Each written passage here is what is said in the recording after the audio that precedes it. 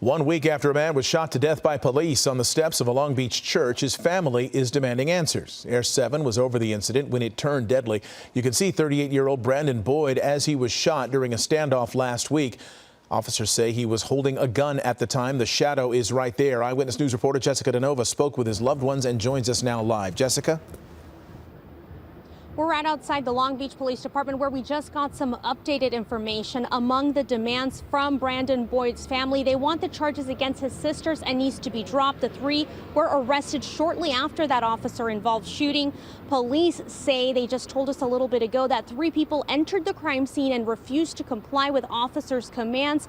But Boyd's family says the sisters and niece were tortured shortly after watching officers shoot Boyd to death. Demands for accountability 1 week after Long Beach police shot and killed Brandon Boyd on the steps of the church where he grew up. He was peaceful and in need of help. Despite this, the police decided to escalate the situation by deploying a flash grenade, a violent and unnecessary act that led to the fatal shooting of my big brother. Air 7, the only news chopper overhead when police used the flashbang on November 19th near the intersection of Atlantic Avenue and 52nd Street. We see Boyd sitting just before the smoke erupts, then something in his hand. This is a photo of the firearm officers say they recovered from the scene. In a statement, the Long Beach Police Department tells Eyewitness News in part, after 2.5 hours of attempted de-escalation and in an effort to separate the suspect from the firearm, officers deployed less than lethal foam projectiles and a flashbang as a diversionary tactic. The suspect pointed the firearm at officers, resulting in an exchange of gunfire between officers and the suspect.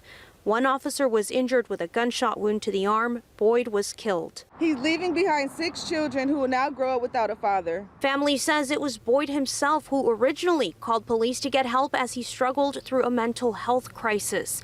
Boyd's sisters say instead their brother was met with excessive force and they were beaten and arrested. After they gunned Brandon down in front of me, the police turned their violence on me, my sister, and my niece.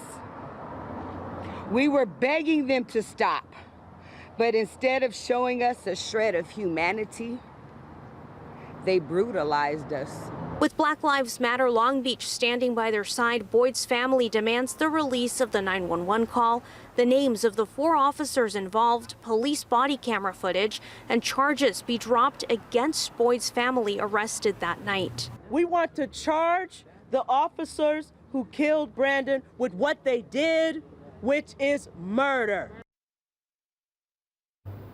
We also reached out to the office of the Long Beach mayor because Boyd's family is asking what oversight the mayor has over the police department, but we have not heard back.